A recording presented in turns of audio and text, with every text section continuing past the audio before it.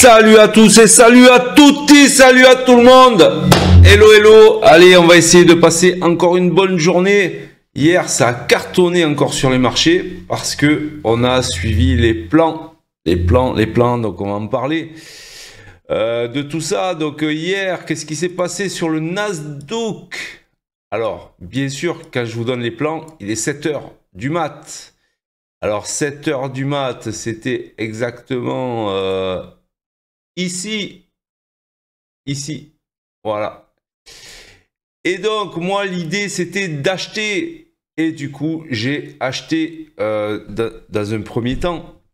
Du coup, après, j'étais plus dans le marché, hein. J'ai fait un très gros trade ici sur le... sur la montée. Et vous voyez cette très grosse bougie.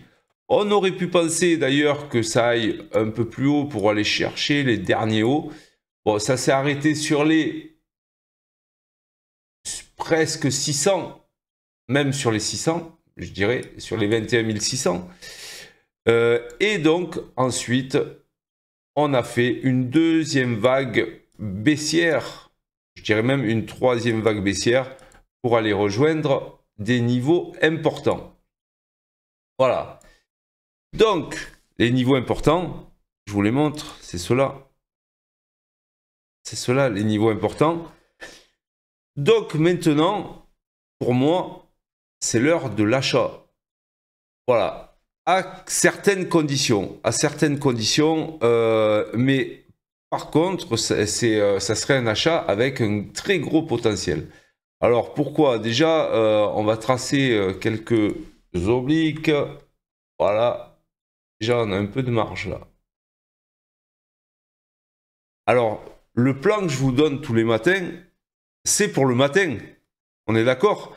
Bien sûr qu'on peut se projeter pour l'après-midi, mais en fait, moi, un plan, c'est pour trader dans les 2 heures qui arrivent, hein. C'est ce qu'on apprend dans la formation. Après, il faut se remettre à jour. Le plan, c'est pas le même après 2 heures plus tard. Si on a cassé des niveaux, si le plan s'est invalidé, etc. Donc, le plan que je vous donne, c'est toujours pour le matin. Après, il y a des zones que je vous donne qui sont aussi à regarder pour l'après-midi. Et il faut mettre à jour, en quelque sorte, son plan, hein. Bien sûr, bien entendu. Du coup, moi, ce que j'attends, en fait, c'est que ça casse l'open. Vous voyez qu'on a une boîte ici, un range qui est fait depuis cette nuit. On a bien réagi sur ce niveau, d'ailleurs, sur ce niveau. Et donc, évidemment, moi, ce que j'attends, c'est que ça casse cette boîte. En même temps, ça va casser l'open. Et une fois qu'on aura cassé l'open, à ce moment-là, et seulement à ce moment-là, j'achèterai. Si on achète ici, c'est une anticipation. Bien sûr qu'il ne faut pas être avec des gros leviers. Le stop, je dirais qu'il serait assez loin. Et on n'a pas de confirmation que ça va casser cette boîte par le haut. Pour l'instant, il faut attendre l'ouverture européenne. Mais du coup, bah, écoutez, moi je pense que c'est l'heure d'acheter. Pour aller rejoindre quoi? Bah, l'oblique. Déjà, dans un premier temps, vous voyez ce bloc de volume qu'il y a là, qui a été fait. Alors ça, c'est, je vais vous montrer, c'est le volume composite qui est fait des 3 dernières semaines de cotation. Donc là, je suis en 30 minutes, hein, les bougies sont en 30 minutes, mais ça prend les volumes des 3 dernières semaines. Donc, on peut considérer que ces volumes sont fiables. Et ce qu'on peut voir, c'est que ici, on a un très gros volume vers les 21 500, c'est un peu plus haut même, 21 510. Et du coup, le prix peut être attiré vers ces liquidités, vers ces zones où tout le monde a transigé sur ces zones. S'il y a eu beaucoup de volume, c'est qu'il y a eu beaucoup de transactions sur ces zones de volume. Et donc, évidemment, c'est comme un aimant, ça revient sur ces zones pour aller chercher la liquidité qu'ils ont besoin. Vous voyez que là, en bas, bien sûr, on est allé avec une très forte conviction, mais on n'a pas fait beaucoup de volume, ça n'a pas beaucoup transigé là-dedans. Et du coup, c'est pas un prix qui que les marchés ont choisi, en fait. Hein, ils ont choisi juste de passer. On passe faire coucou et on s'en va et on revient sur les volumes. Voilà, donc c'est pour ça que je pense qu'il y a un gros potentiel à l'achat sur le Nasdaq aujourd'hui. Si je me mets sur le 4 heures, ça me confirme encore plus cet achat. Pourquoi? Parce qu'on a été sur ce niveau que j'avais marqué déjà comme un niveau d'achat. C'est d'ailleurs ça que j'avais pris hier matin pour acheter. Donc là, on a fait un excès, évidemment, mais on n'a jamais clôturé sous ce niveau. Hein. Vous voyez, toutes les bougies 4 heures qu'on a fait, ben, on a fait une mèche, mais jamais on a clôturé sous ce niveau. Donc pour moi, si on casse, c'est toujours si, je ne vais pas faire des prédictions, ça va monter ou ça va descendre. C'est si on casse l'open, et tant qu'on reste au-dessus de ce niveau, au-dessus de cette mèche-là, ben pour moi, évidemment, c'est l'achat. Donc je reste acheteur du Nasdaq. Là, qu'est-ce qu'on a fait? Ben, on a fait un repli, bien sûr, parce que regardez, la bougie weekly, elle est énorme. On a presque été sur le pullback en fait, sur cette bougie. Donc, du coup, on pourrait très bien retester les hauts avant de repartir vers le bas. Enfin, mais c'est quand même très haussier. La semaine peut se terminer très vert, c'est-à-dire aller chercher les 22 000. Hein. N'oubliez pas, on est fin d'année, les traders ont besoin de leur prime de fin d'année.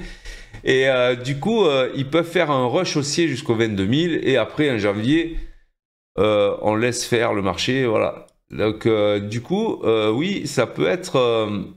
on est haussier dans toutes les unités de temps de toute façon. Donc, évidemment que là, ça peut être une reprise haussière très forte pour aller chercher... voilà. Alors moi, je ne vais pas aller jusqu'aux 22 000. Hein. Moi, ce que je veux, c'est juste un beau mouvement en 4 heures. Et puis, ça va me faire ma journée comme hier. Hein. Comme hier. Voilà mon plan. Gros potentiel donc sur le Nasdaq si on casse l'open. Donc, allez, on va passer au Go Gold.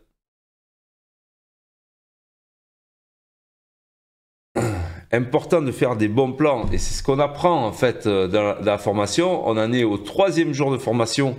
Là d'ailleurs c'est le 4e jour. Non, c'est le 3e jour aujourd'hui. Ils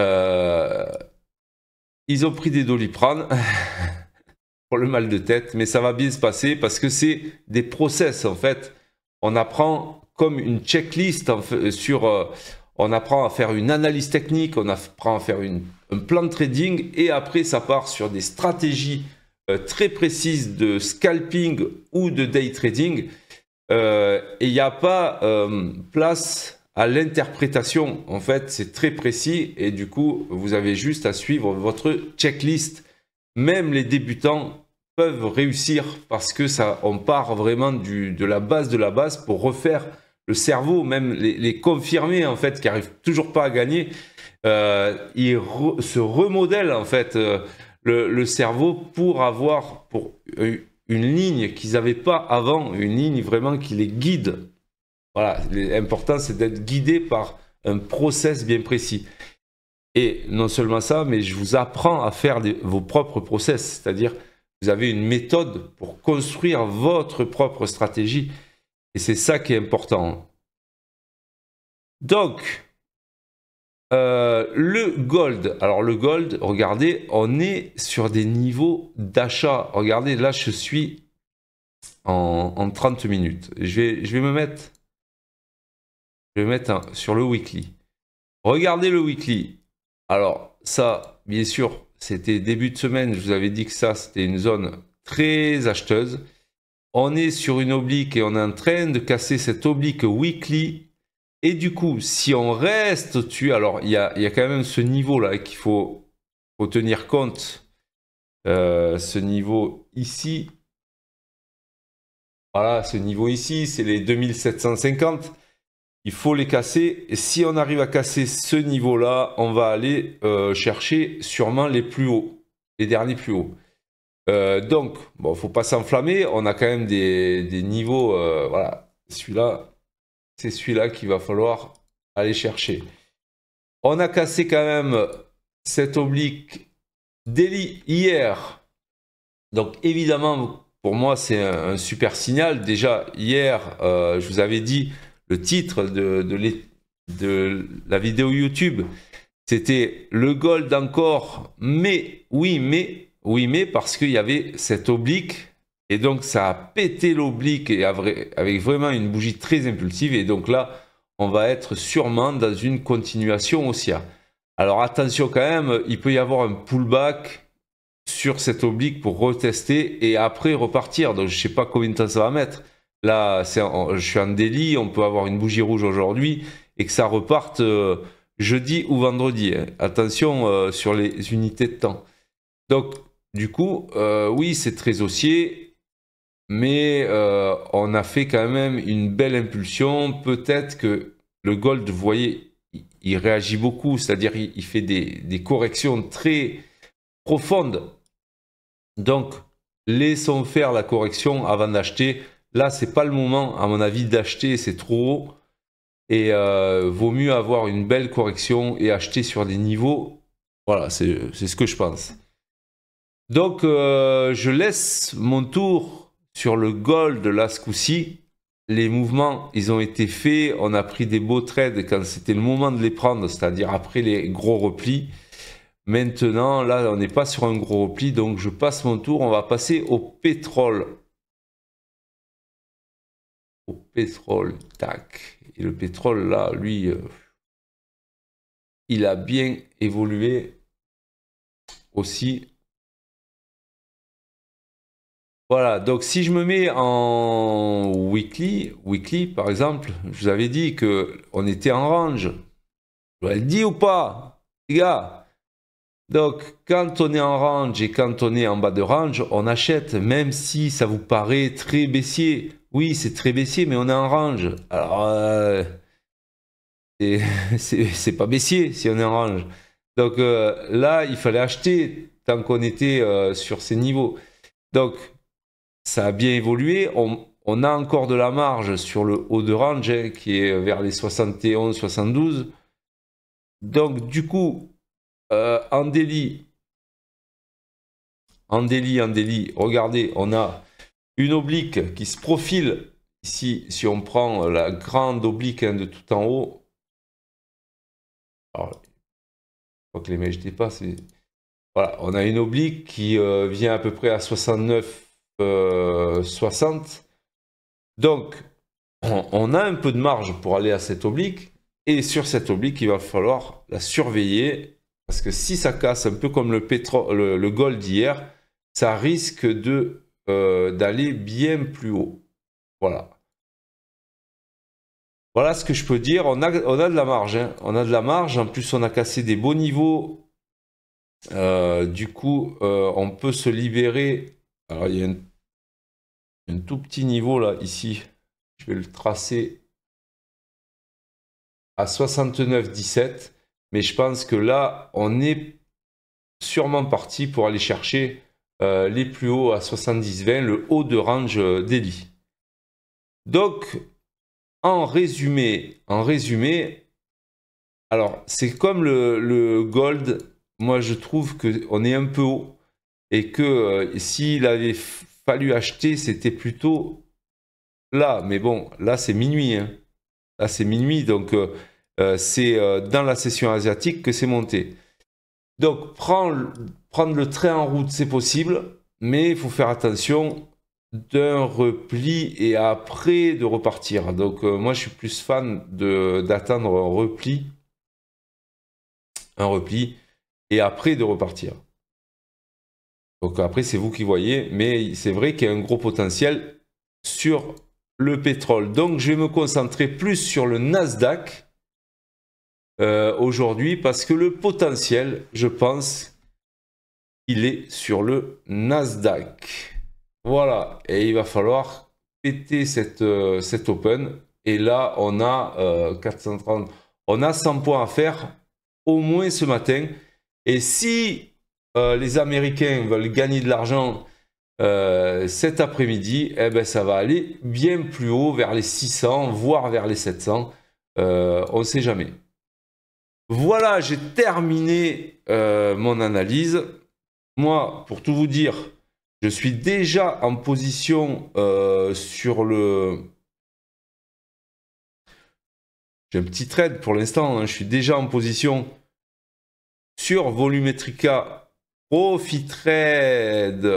Sur Volumetrica Profit Trade, je suis déjà en position.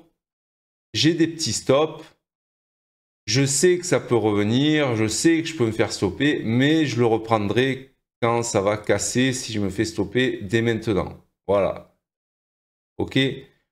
Donc, pas de souci. Je tente toujours sur le pré-open européen parce que des fois, ça finit la session asiatique en trombe et ça casse les open avant l'open européen. Des fois, ça le fait. Donc, je le tente et on verra bien. J'ai des stops assez loin, je suis en micro. Donc, allons-y gaiement. Et puis voilà. Allez, je vous souhaite une excellente journée. Soyez très prudents sur les marchés. Et surtout, mettez des stops. Allez, salut!